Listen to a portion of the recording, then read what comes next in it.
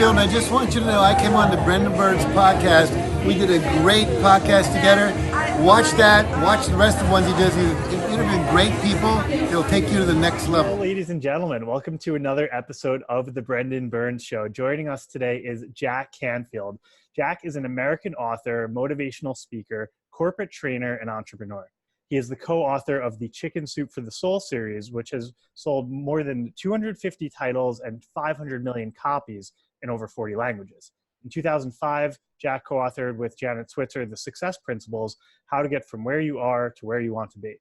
Behind the empire that Time magazine called the publishing phenomenon of the decade, Jack is America's leading expert in creating peak performance for entrepreneurs, corporate leaders, managers, sales professionals, corporate employees, and educators. Jack is the founder and chairman of the Canfield Training Group and the Foundation for Self-Esteem, and holds the Guinness Book of World Records for having 7 books at the same time on the New York Times bestseller list. Jack has also been a featured guest on more than 1,000 radio and TV shows, including Oprah, Larry King Live, 2020, and more. He's a graduate of Harvard with a master's degree in psychological education and one of the earliest champions of peak performance over the last 30 years. His compelling message, empowering energy, and personable coaching style have helped hundreds of thousands of individuals achieve their dreams, including myself.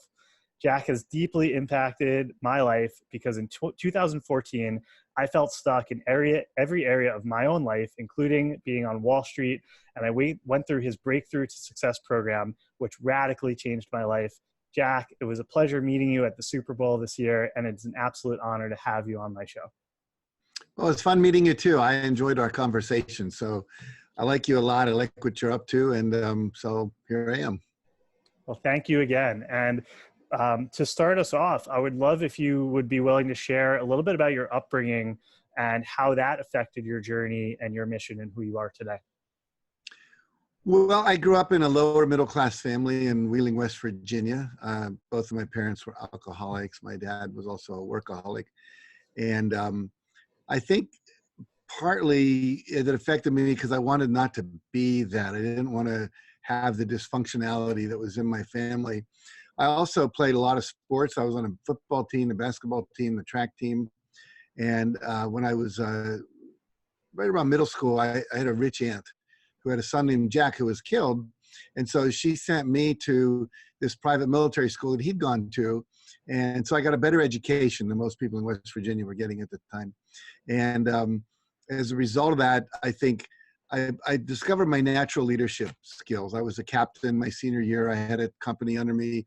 I was a Boy Scout. I was a troop leader in that. And then I was also the head of my high Y group in church. And so this natural leadership ability started to get nurtured and supported. And also I had a wealthy uncle who owned the insurance agency in town. I used to go up and visit my cousin, stay for 3 or 4 days. And I remember going like, I want to live like this. They live in a mansion. They have a swimming pool. They have a tennis court. They have a 5-car garage, lots of bedrooms, nicer clothes. They fly to New York to buy clothes at Brooks Brothers. I'm buying my clothes at Sears, you know. So it installed in me a desire for something more. And that got exacerbated even more. I went to Harvard on a scholarship. And now I have friends like Larry Rockefeller and, you know, Max Factor III, people like that. And it was like, wow, I'm still being surrounded by people who have more or doing more, come from these amazing families that have contributed a lot to the world. And I was inspired to want to do that. And I think the other thing that happened while I was in college, it was the beginning of the civil rights movement. And it was also the beginning of the protests against the war in Vietnam. And so it really kind of awakened me to a larger consciousness, to thinking broader than just my own personal success, if you will. So that had a big impact on me as well. So I think I really developed this competitive nature, but also this consciousness that I wanted to make a difference, not just make, you know, money and make an impact that way. Yeah. Yeah. And, you know, one thing that stood out to me is you shared that both your parents struggled with addiction and your father, alcohol and workaholism. And I see a lot of people today coming from a background like that and saying, I'm never going to do that or be like him. And then they become that. I definitely work a lot. So, I mean, there's that reality, but I feel like it's more purposeful than it is addictive. I've looked at my own needs for approval and for attention and all of that. And I can go, like I said, I can take a month off and go to Hawaii for a month or go to India for a month and, pursue my spiritual development. So I know how to disengage. I was lucky early on when I was in graduate school at the University of Massachusetts, I started studying meditation. And that's had a huge impact in my life in terms of not only the ability to disengage from the world and go deeper and get better ideas from a higher or deeper place. I mean, the title for Chicken Soup for the Soul came in the middle of a meditation, and that turned into a brand that's probably worth $100 million now. So I would say that's been a huge piece of my background and my cultural reality, my daily disciplines, if you will. Yeah. And one of the things that really stood out to me when I went through your program is how you balance the logical, structured, goal setting type of approach with the more divine, earthy meditation. And I'm curious if you have any advice on how you've been able to balance the practicalities of doing business and following clock time and that more structured approach to life with your spiritual side. I remember a lot of music was a big part of the course, and jhana and meditation, and how you've been able to strike that balance in your life. Yeah, for people who weren't there, Janice Stanfield, who you referred to, is a singer. She calls her music heavy mental as opposed to heavy mental. And she writes very uplifting songs. I sometimes have her come and be part of the training. I think for me, I wanted to be a whole balanced person. And the method I teach is that we have a mind. We need to be very clear on our thinking and think the thoughts that successful, healthy people think. Yeah. We have an imagination. That's the creative side of ourselves. We're not taught to use that in school. In fact, I used to teach teachers this work before I got more into the corporate and adult, public seminars. And there was a book called Put Your Mother on the Ceiling. And it was literally, imagine your mother in a red dress, change it to a pink dress. Imagine it now turns polka dot. Imagine your mother standing on the ceiling instead of on the floor. And it was training the mind to be creative and to use visualization as a way to both program the subconscious and also to get creativity out of there. So we have the mind, we have the imagination, we have our bodies. Our bodies are critical. And most people are sitting all day long now. They're not exercising.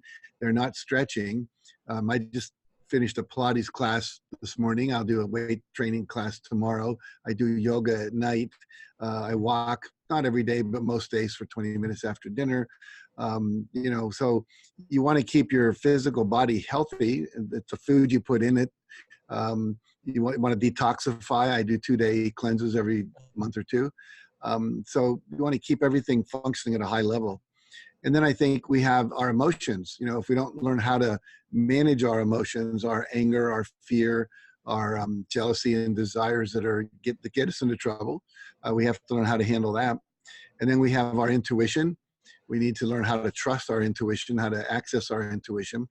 And then you've got the spiritual self that sits above all that. I call it the high self, that you have to learn to access through meditation, through intuition, through things like Tai Chi and Qigong and so forth and so on.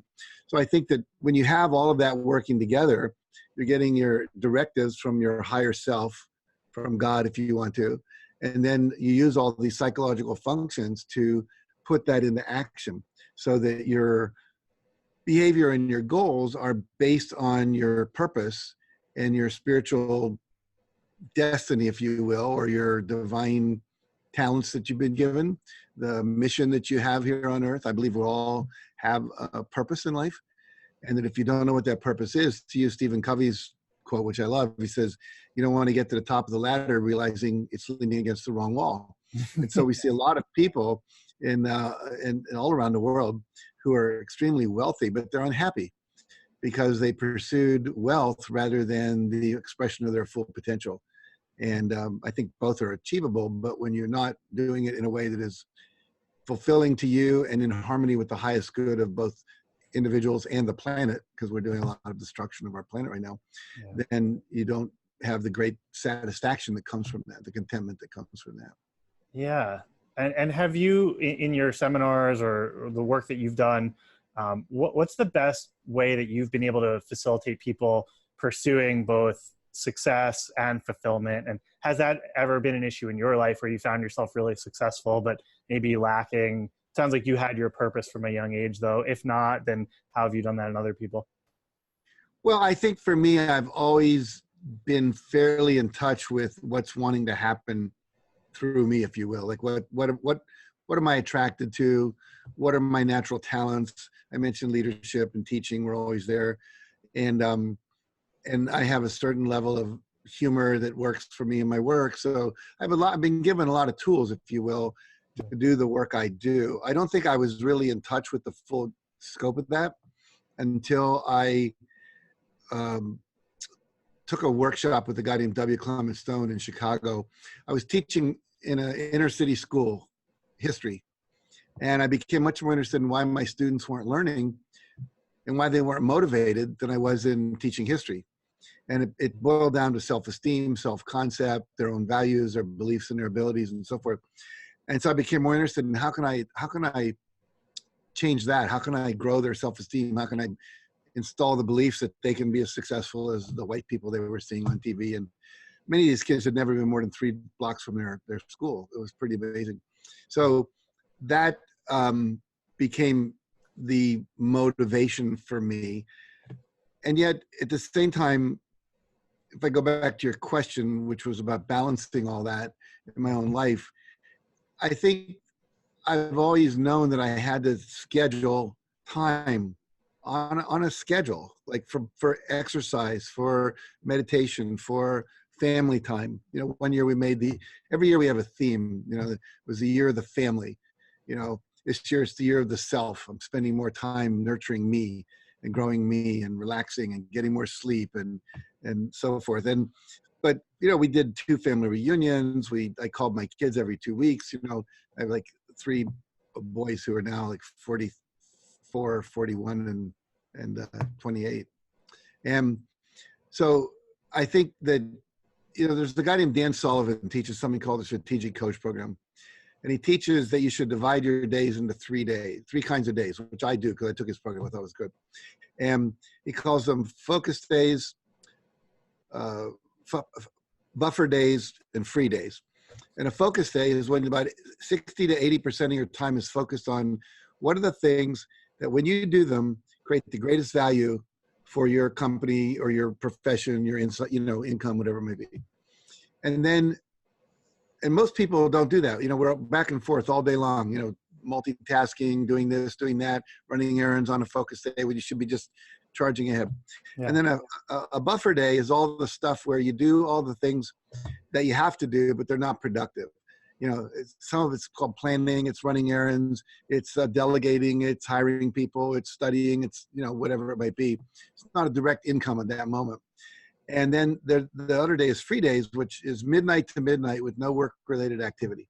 And for most people, they haven't had a free day in 9 years because you're taking phone calls, you're answering emails, you know, whatever.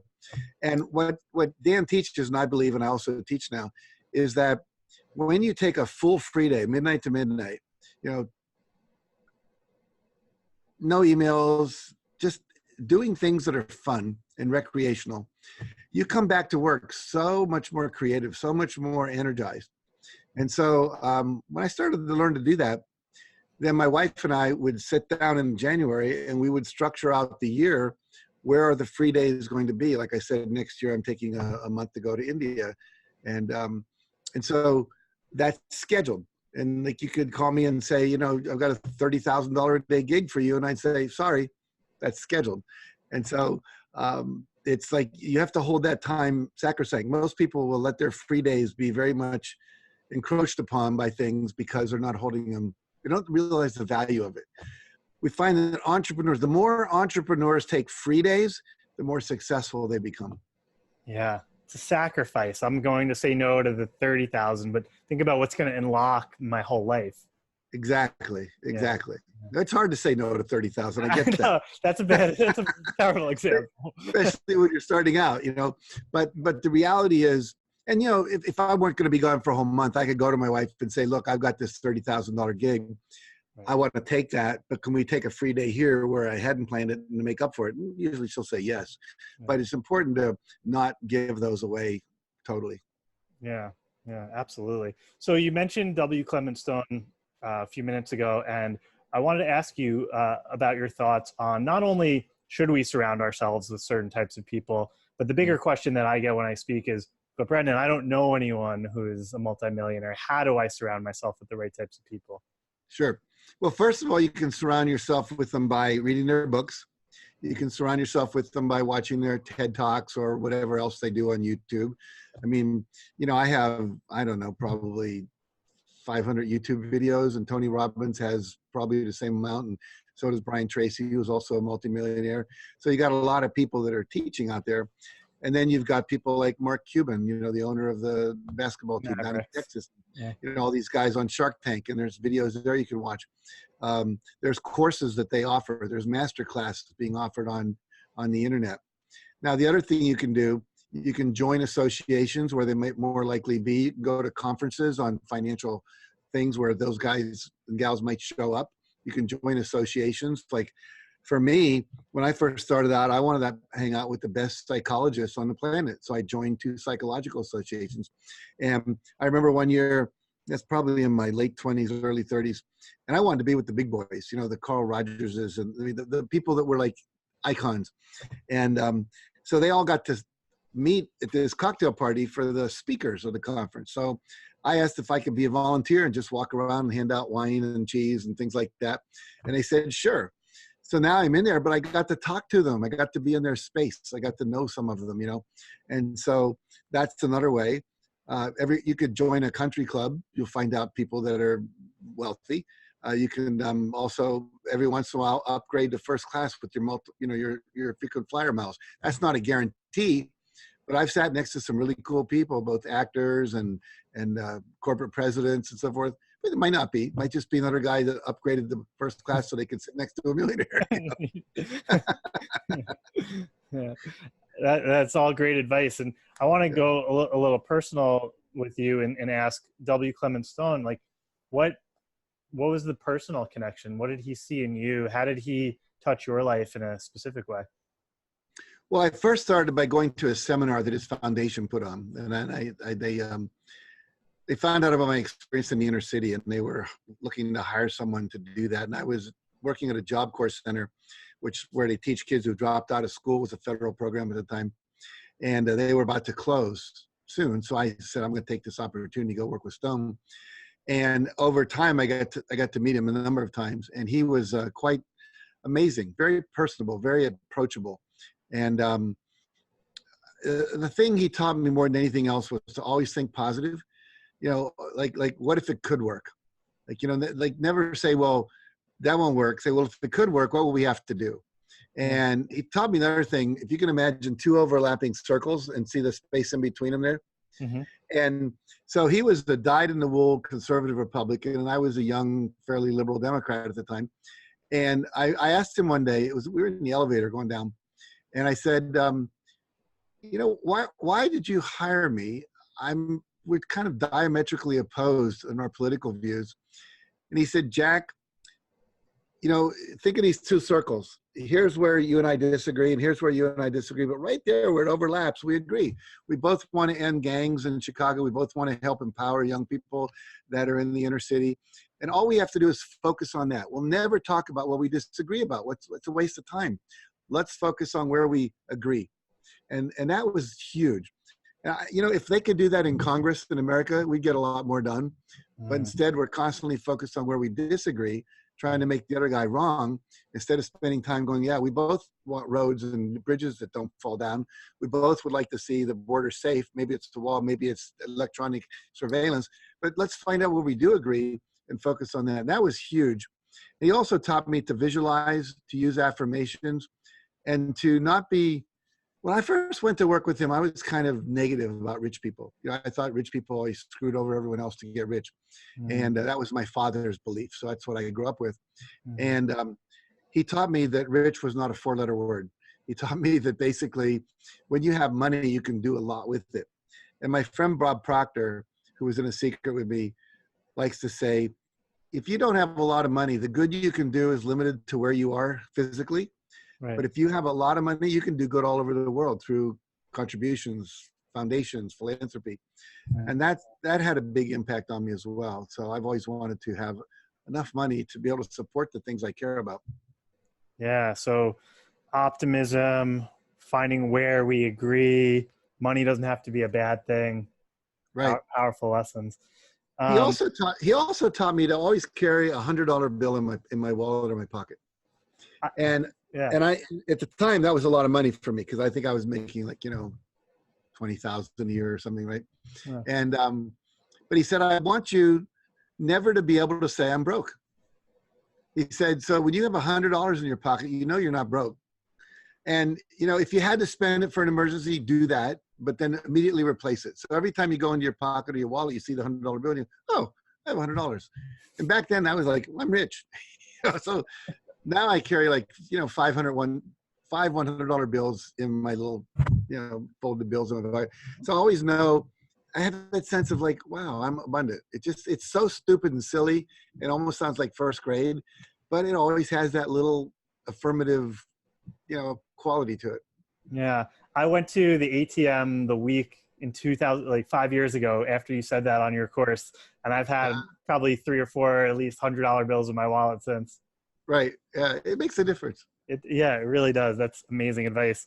Next question I have for you can really come from any area of your life, but looking for one of the harder decisions you've ever had to make, either saying no, walking away, or just a big decision you've had to make and what you learned from it. I'll share 2 of them with you, because I thought about that question. And that is, number one was my divorce. That was about 21 years ago. Mm-hmm. And it was hard for a bunch of reasons. I had a 6-year-old son, and I knew from the research that there was no way that wasn't going to have some kind of impact on him, right, as much as we tried to do it consciously. I loved my ex-wife, but we were just moving into greater and greater levels of incompatibility. And the way I described my life at that time was, every time I come home into my house, it's like I would go from a color movie to a black and white movie. And it was like, it just wasn't fun anymore. Yeah. And we did all the things you're supposed to do. We did couples therapy.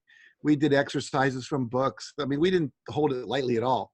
But eventually I just said, I can't do this anymore. It's like climbing Mount Everest, and there's too much of a storm coming in. Stay on this mountain, you're going to die. And so that was hard. And the third thing was hard about it. It cost me $8 million. I think I had about $8.5 million saved up from all the chicken soup earnings. And she got half of everything of mine. So I got to keep my house and my business, which are assets, but there was no cash. Right, she got all the, yeah. And so it was like, oh man, this really hurts. I'd wear dark shirts like this because they don't show the dirt so much, but I would wear them 2 and 3 days in a row. I wouldn't send them to the cleaners, or I'd wear t-shirts so I wouldn't have to, just wash them. I mean, I was really working at the bottom level of abundance, and so knowing that was going to come, that was very hard. And then I loved her, and I'm the one who left. And I watched her suffer, from her own beliefs that she would never find another man, and watched her go through the grief of the relationship, the disillusionment. So that was very, very hard, very, very hard. I mean, it's all worked out for the good of everybody, but there were a couple years there where the getting ready to do it and the aftermath of doing it was, and just going through the divorce process. It's painful. I don't care how conscious you are. Yeah. The second hardest thing I ever did was to sell Chicken Soup for the Soul. That was about 8-9 years ago, maybe 10, where my COO at the time basically found this really good deal that someone wanted to buy it for tens and tens and tens and tens and tens of millions of dollars. And so my whole identity was, I'm the chicken soup guy. That's how people would refer to me. Yeah. And this is what I do. And it's made a huge impact on so many people. And if I mention Chicken Soup for the Soul, I'm instantly elevated because people have read like 5 books. And so letting go of that was very challenging. And it took about 1.5 years to just work through not being that guy anymore, right. Having a huge influx of money, which was, the most money I ever had. And just getting used to that. Everyone thinks, oh, it's fun to be wealthy. Yeah, but it's also something you have to really get used to. You have to learn how to steward that kind of money consciously. It's very easy to overbuy, to become irresponsible with the money. not steward it correctly, if you will.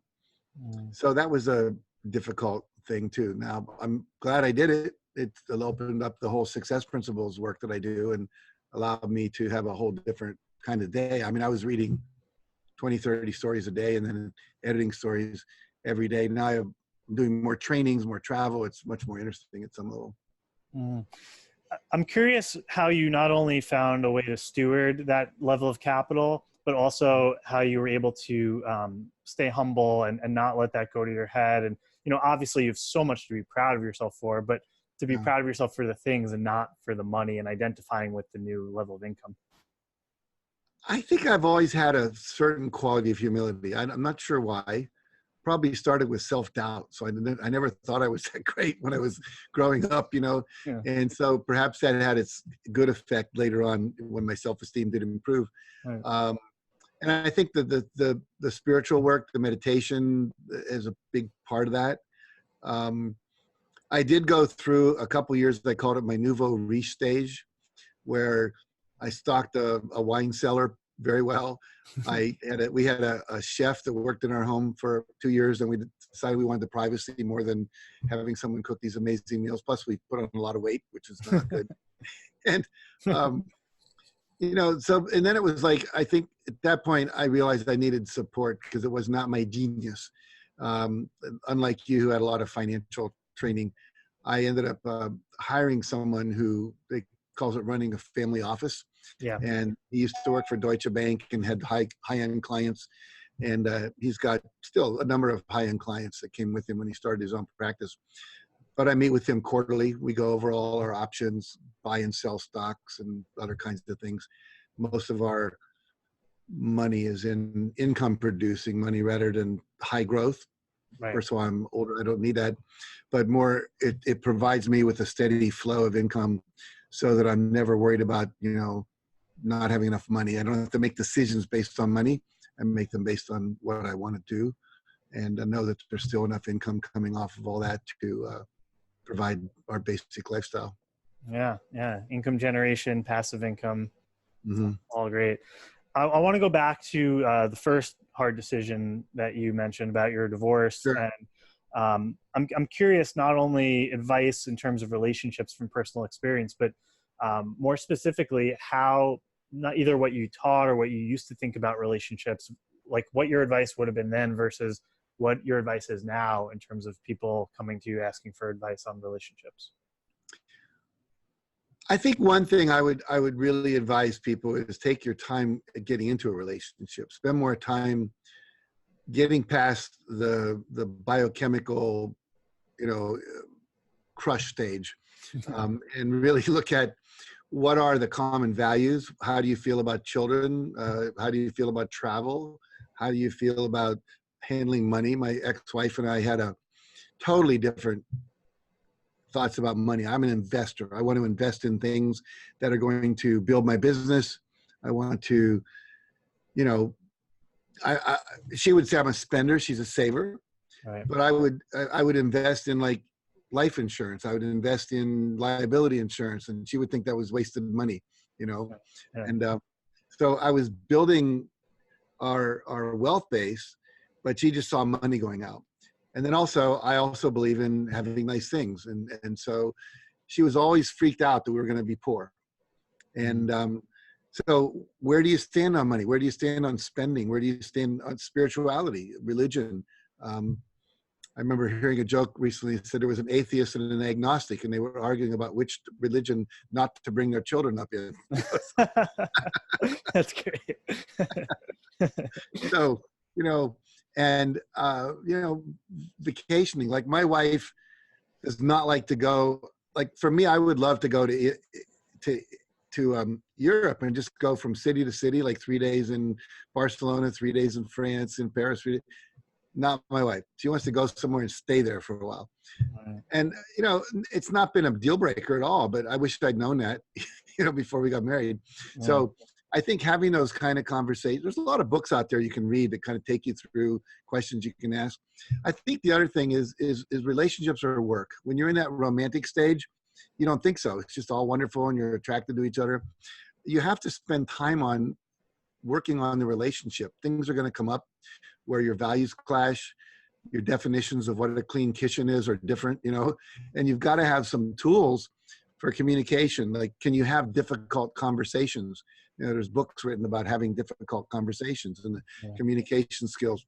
I would say for me, one of the main things for me was learning to listen.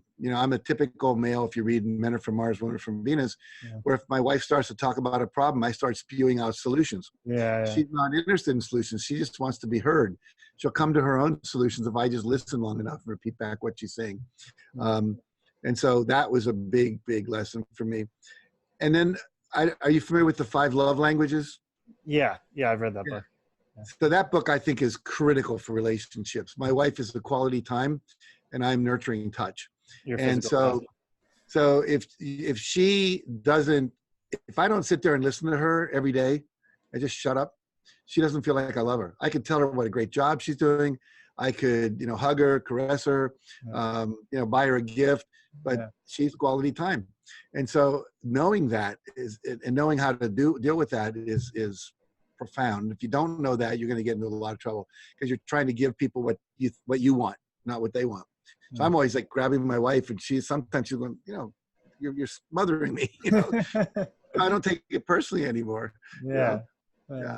That's great. So exploring values before, and not just letting the chemistry go too fast, realizing that it's work, listening, and learning love languages. Yeah. I mean, I used to run a couples course that, we could do like an hour and a half of this on that question, but I think those are real critical. And I think just setting aside time to be with your partner or to work on stuff together, like there's a great technique called heart talks, where I would have an object in my hand, like I could take this bottle of water, and that's our object. And as long as I'm talking, you can't say anything. When I'm done, I give it to you. And now you hold it, and then you're talking, and I can't say anything because we interrupt each other all the time. And so just learning to have that kind of a heart talk where you talk about what's really going on, and you can't be interrupted, and you can't offer other solutions. You just have to say what your experience is. Really, really valuable. So there's a lot of tools that people can learn. I would recommend everybody go to some kind of couples awareness class or something. So you build those tools. We spend more time learning how to work on our cars than we do to work on our relationships. And when we wonder why they don't work. Yeah. Well said. Want to go back to what you mentioned, this year of the self. And it also kind of ties into you talking about this free day. And as a recovering workaholic myself from my Wall Street days, and a lot of listeners out there who are very interested in this, how would you recommend someone who does not have much experience taking care of themselves kind of ease into that process without getting too overwhelmed? I think you have to define, what does taking care of myself mean? And there's a lot of ways to do that. One way, I had a professor in graduate school who had us make a list of 20 things we love to do, 20 things I love to do. So listen to Bob Dylan, or, pet the cat, go shopping for, whatever, play tennis, take a walk, do yoga, sit in the bathtub, whatever, 20 things you love to do. And then make sure you have that list available where you're going to see it. He also called it the anti-depression list. Whenever you're feeling down, do something that makes you feel good. It's not that complicated. It might be painting or cutting the grass or whatever. So that you schedule time to do the things you love to do. And one of the big misnomers, I think, that happens, Brendan, is that people think that there's work and there's home. And really what there's work, there's the relationships at home, spouse and kids, and then there's me time. And me time can be 2 kinds of time. It could either be totally alone, work, tinkering on the car in the garage, watching a football game on TV, taking a walk, meditating, being, listening to music, whatever it is, but it's really me time. And nobody can interrupt you and tell you you're wasting your time. So for me and my family, Monday night's my time. I structured that because that's what Monday Night Football is. So my wife cannot say, you're wasting your time, you should be spending time with me. We agreed. I can do anything I want on Monday nights. I can go to she does not like violence in the movies. I'm not a Yeah. big violence fan, but some war movies I really find interesting, like Dunkirk, you know. Yeah. And so I can go to a movie with my friends, guys. I can go out and walk around the block. I can sit in my office if I want to work. It's still me time. It's what I want to do. So Yeah. she can just leave me alone time. And then we have date night. You know, if I'm home Friday night, it's date night. Saturday night, it used to be kids' night, and then Saturday night was our night. Now it's Friday night's our night. Saturday night, it's friends' night. We'll go out to dinner with friends or invite them over, sit around. We have a fire pit on our property, sit around, drink wine, whatever. But so you schedule those kinds of times into yourself. And here's the big deal. Most people do not schedule their me time. They don't schedule their self-nurturing time. Yeah. So I have friends that recently just came up in a workshop, friends of mine, they were taking it. And I said, what's one thing you love to play tennis? When's the last time you played tennis? Oh, it's been 2 years. Who do you like to play tennis with? My daughter. Did you think your daughter spends enough time with you? No, she's always saying we should spend more time together. Why don't you schedule whatever rhythm works for you, once a week, once every 2 weeks, a tennis match with your daughter? And she, well, that's really a great idea. We don't stop to think about it, you know? Yeah. And so if you schedule it, now I remember being in a workshop where as a client, and this guy was talking about similar stuff, and he asked this guy, he says, when's the last time you had a free day? He said, I wouldn't know what to do on a free day. He had been, Colin Powell, who used to be the Secretary of the Defense, he had been his driver.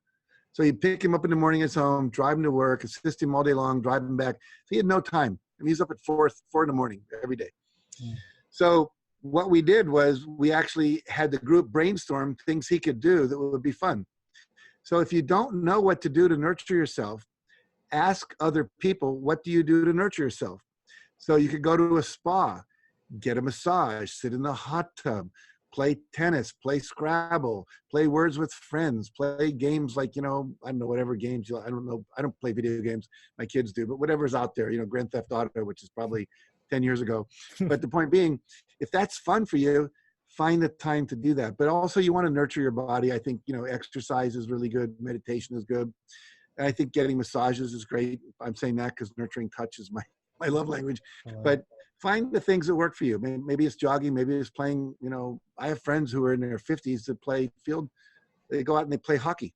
They're 50 years old. They're banging around on the ice, you know. So figure it out. And you can get a fun coach. Someone's going to coach you how to have more fun. Yeah. And we're kind of talking about this in the context of potentially doing things with friends, which reminds me of when I listened to your course, you talked a lot about how to say no effectively. And I remember you gave an example of someone calls who you didn't really like, and you said, oh, I'm busy tonight. And then they call the next night. And, you know, so it's like about being clear and honest. And I'm curious. Yeah. Sorry, just go ahead. Yeah. Well, no, if you say I can't do it now, then they're always going to say, can you do it then? Yeah. You know, like when I get asked to write forwards to books and testimonial quotes for back of the book and all that stuff. Yeah. And before I was smart about it, I would say, well, I'm really busy. This a couple of months I'm really busy. Yeah. Well, if I sent it to you in 2 months, would you do it? You know, so you've just delayed the no. Yeah. So you can say something like, I have a policy right now. I'm saying no to pretty much everything and spending more time with my kids. Yeah. So if you give them an alternative, and I'm spending more time with my wife, I'm working on finishing my book. Then they kind of go, oh, that's cool. Or one thing I learned that's really valuable is a policy. You say, I have a policy. I don't loan my car. I never go out on weeknights, you know, whatever it is. So it's a firm no. And the other phrase that's so valuable is it's not against you, it's for me. Somehow that really takes the sting out of it. You know, you want me to be on the PTA, I get that. You know, I'm really devoted to my own work right now. It's not against the PTA. It's for me and what my values are in this moment. So I wish you well, and I hope you have a great year. And but for me, it's a no. And they get it. Did you ever have like a boundary tester show up in your life, maybe early in your life, where you kind of learned this lesson of how to get better at this and put up better boundaries? Well, I've had lots of people even show up at my property. Like, you know, you didn't answer my email, so I'll ring your doorbell. You know, and I would say 90% of the time it's still a no. Sometimes there's just something so charismatic about the person, I end up wanting to help them, you know. But anyone listening to this, don't do that. But I think, you know, there are certain people who don't have a good sense of social cues. Yeah. And so they just come at you like kids. Can I have a cookie? No. Can I have a cookie? No. Can I have a cookie? You know, they just don't never stop. Yeah. And so sometimes I did have one stalker once where I had to actually get legal action. She would show up at my workshops everywhere and just wanted to talk to me and meet me. I'd be checking into a hotel. There she'd be, you know, I mean, it was weird. But generally, and you had to be really firm about that. Yeah. Wow. And that kind of leads me to another question that I wanted to ask you, which is, as you've had a lot of the success in your life, especially not only with Chicken Soup for the Soul, but you're a recognizable person. Like when I was at the Super Bowl, that's Jack Canfield. And, you know, how are you able to, again, kind of going to what I was saying earlier about not letting it get to your ego, and kind of detach success from worth? And for people out there who may not be famous or well-known or written many books like you, how can they find strong self-worth not attached to like financial achievement or having to do something to feel good enough? Well, I think you have to finally give yourself permission to be yourself. I was watching a movie last night.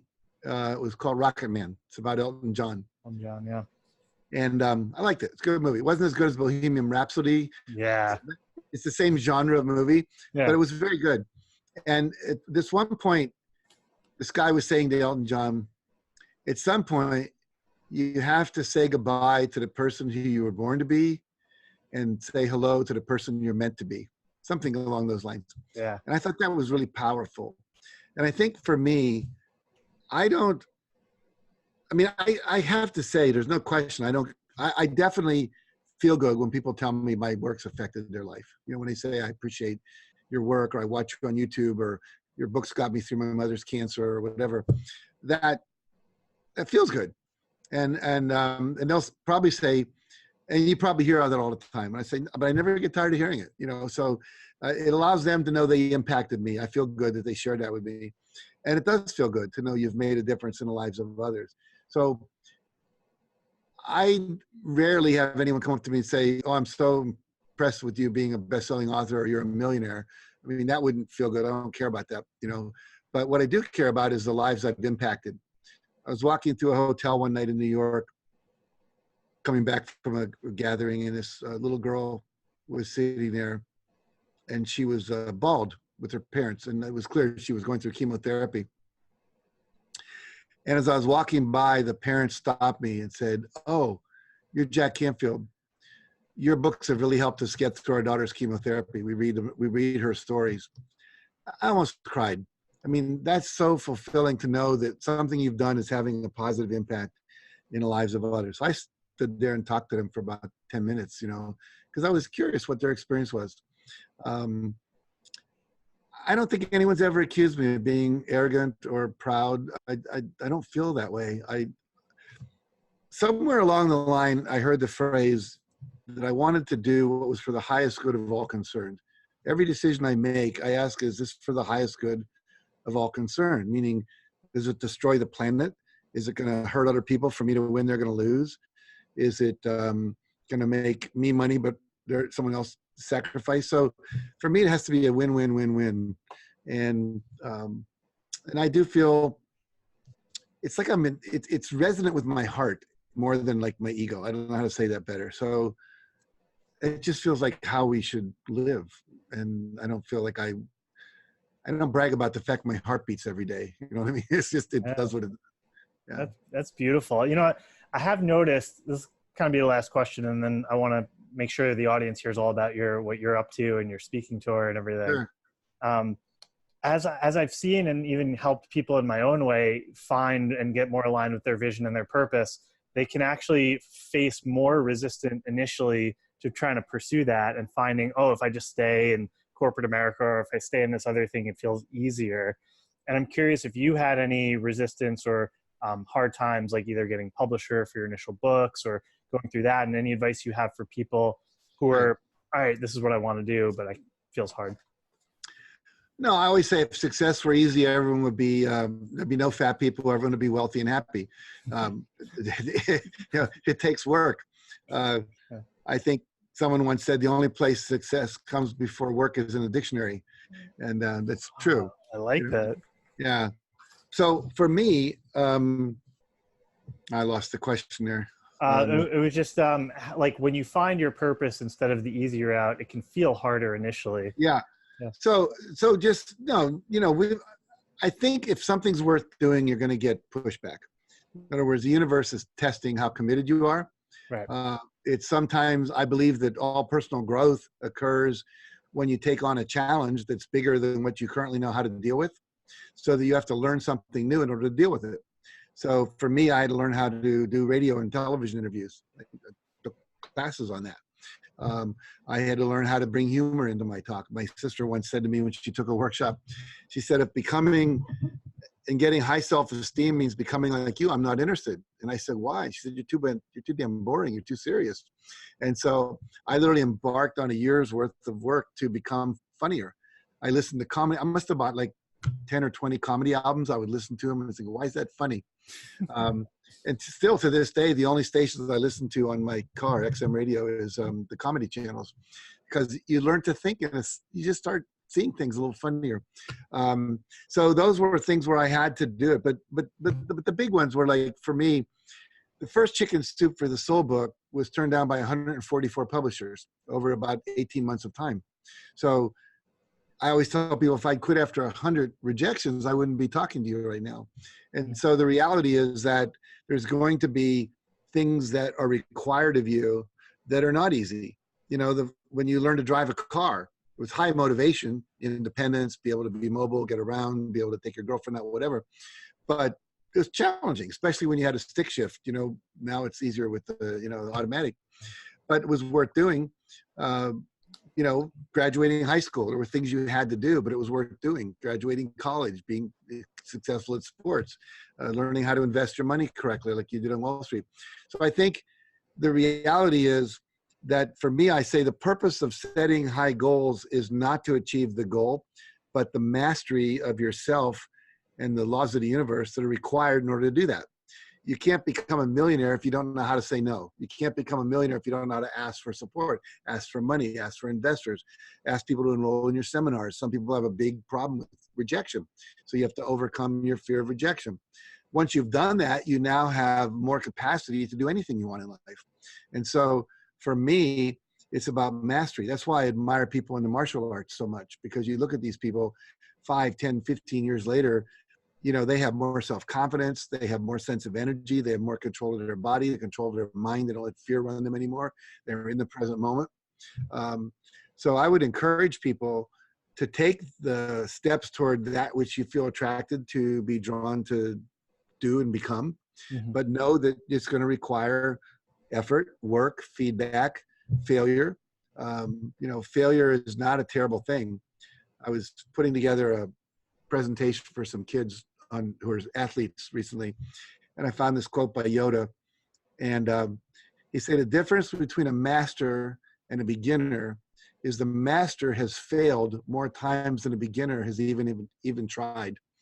And so we learn from our failures, and failures are a step towards success. Sometimes in my seminars, I'll put the word F-A-I-L. And then if fail, but if you take the I and put another little line at the bottom, now it's called fall. And I always say, how many of you have raised children? And most of my audiences are adults say they raise their hand.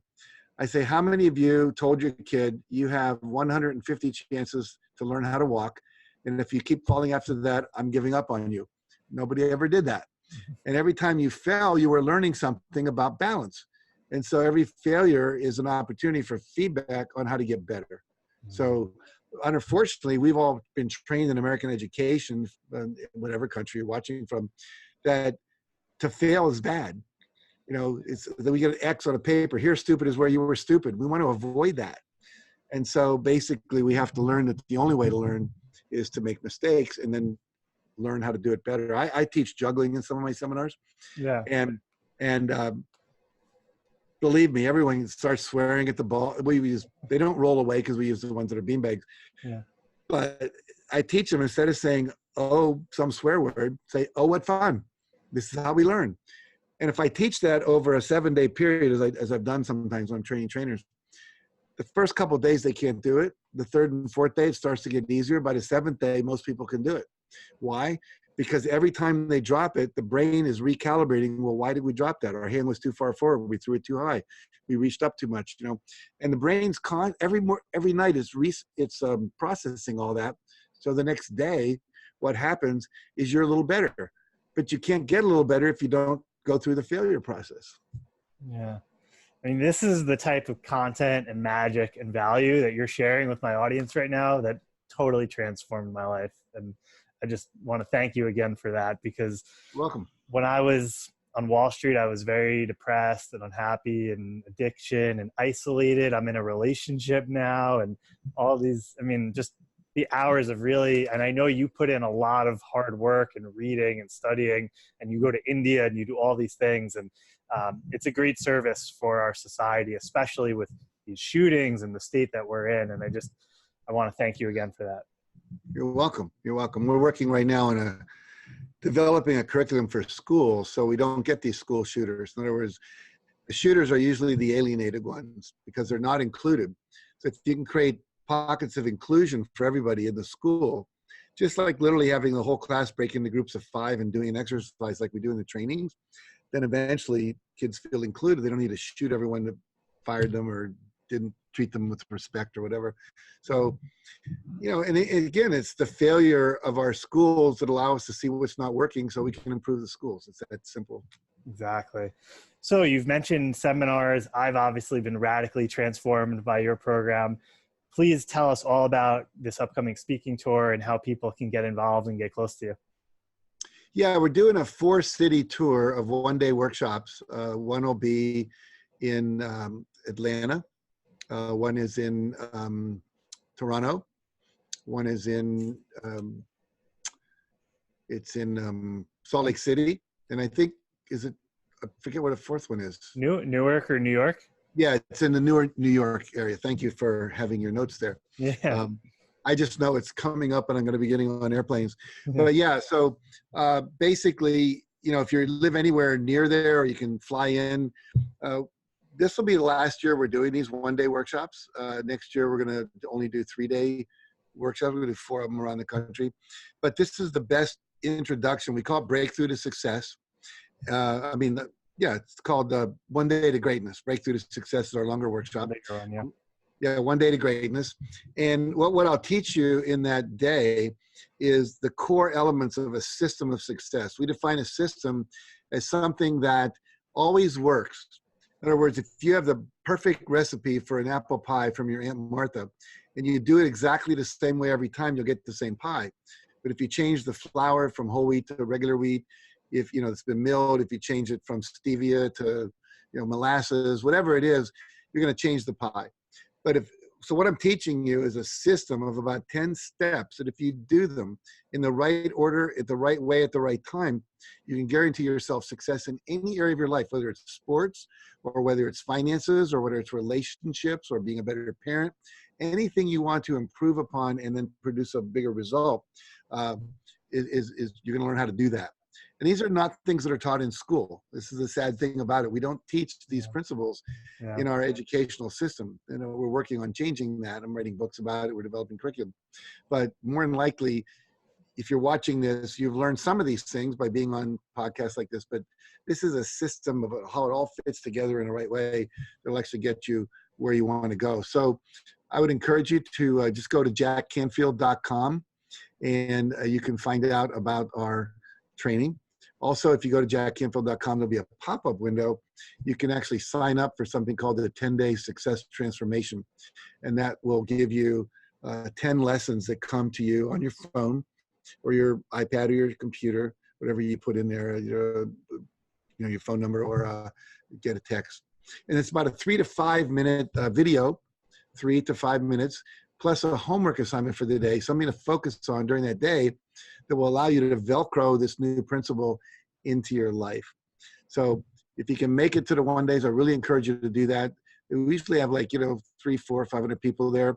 Not only will you learn some things that are really valuable, and I won't just talk at you all day, you'll be experiencing these things. You'll be setting a breakthrough goal, a goal that you can achieve in 1 year that will quantum leap your life. We've had people double their income. We've had people start their own radio shows. People have got out of terrible jobs and gotten into new ones. People have written their best-selling book in that year. So whatever. So everyone will leave with a breakthrough goal in some area of your life that you'll be able to actually manifest at the end of the year. And your life won't be the same if you come. I promise you that. Absolutely. I mean, I'm living proof of that. And so, guys, One Day to Greatness. It's happening in Atlanta, Toronto, Salt Lake, New York area. I'm spoiled. I'll be in the New York area, so that's an easy one for me. But for any listener out there who is not, it's absolutely 1,000,000% worth getting over there. Jack Canfield, thank you again so much for coming on the show. The last question I have is, in the spirit of education and younger people, what would be the one piece of advice you would give to someone who's graduating college and listening to this? I would say follow your heart. In other words, what are you really attracted to? What makes you come alive? And when I talk to college students, I ask them, what's their goal? And unfortunately, half the time I hear to become a millionaire. And to me, that's a byproduct of a goal. If you do what you love and you do it well and you find a way to monetize it so it's valuable to other people. In other words, you want to do what you do so well. To quote Walt Disney, when people see you do it, they bring other people to see you do it again. And so for me, I do what I do really, really well. And people like you who see me do it are now going to come and see me do it again. And I get paid to do that. And so follow the thing that makes you most alive. There are people making money as a professional surfer. There are people making money doing a restaurant they started. There are people making money being a chef. There are people making money as a rock musician. Chicken Soup for the Soul, when it did come out after 144 rejections, took 18 months before it hit the bestseller list. So it was no overnight success. But I didn't give up on it because I enjoyed it too much. I was passionate about it. Follow your passions. Find a way to follow your passions. One of my colleagues, her son loves sports, went to High Point University in North Carolina and studied the area of like sports management, sports announcing, like you could be an announcer, on CBS Sports and so forth, and is now doing his own podcast around that. He's like, probably 22 years old now, and he's making money at it. But he went after what he loved. So don't chase the money, chase your passion. At the same time, be conscious about the money because there's ways to make money doing anything, but don't get caught up in the money trap. Yeah, I remember you said something in the Breakthrough to Success course about how a lot of people would retire at 65 and then go, okay, now I'm allowed to go do what I love. And then in that process would wind up making more money or finding a lot more fulfillment. Yeah, I'm thinking of Gay Hendricks, who's a friend of mine who wrote a book called Conscious Relationships with his wife.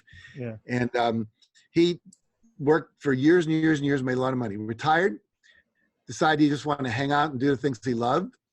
In the process of doing that and hanging out with some musicians, he discovered these two guys that were starting Sonos, which we all have now.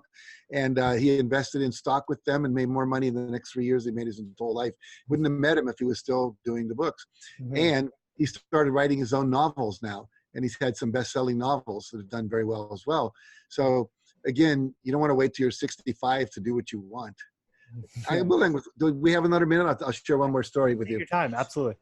So I met a guy named Jake. I think it's Jake. Anyway, he lives in Texas, and he was going to school, University of Texas, let's say, and he was in a business class, and is this not quite a billionaire, but multi-millionaire, came to class and spoke about what it takes to become a millionaire. And so he said, by the way, I have this porch on my house, and every Wednesday I just sit on the porch. Anyone who wants to come, I just sit and talk and share my wisdom. Any of you who ever want to come out there, come out. Well, this young man was the only guy that ever did it from that class. And he went out there, and the guy said, so what do you want to do with your life? He said, well, I want to go to school. I'm going to get my graduate degree in business, get an MBA. Then I'm going to start my own, I'm going to work for a couple of years for some other people. Then I'm going to start my own company. And then my goal is to be worth about $50 million. And then I'm going to sell the company. And then I'm going to do what I really want to do, which is motivate kids in high school to go for their dreams. And he said, so you're going to wait until you're like 55 years old to go for your dream? Why don't you go for your dream now? Besides, kids will trust you more at the age you are now than they'll ever trust someone who's 55. Yeah. So to make a long story short, he dropped out of school, became a motivational speaker. He was making hundreds of thousands of dollars a year, now makes over $1 million a year, consulting with companies about how to motivate millennials that they hire to work in their companies.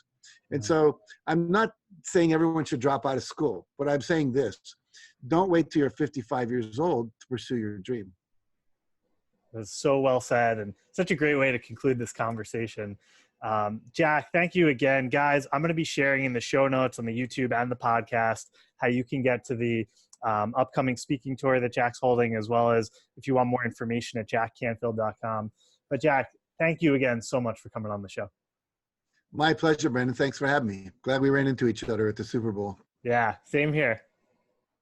I'm Jack Canfield, and I just want you to know I came on the Brendan Burns podcast. We did a great podcast together.